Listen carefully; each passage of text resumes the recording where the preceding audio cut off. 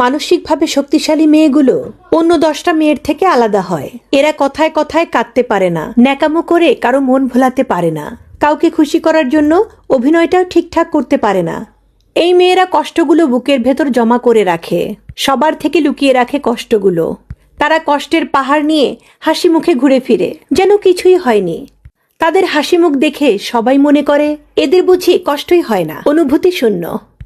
এই মেয়েরা হেরে যায় না কখনো। সময় পরিবর্তনের সাথে সাথে তারা নিজেদেরও পরিবর্তন আনে।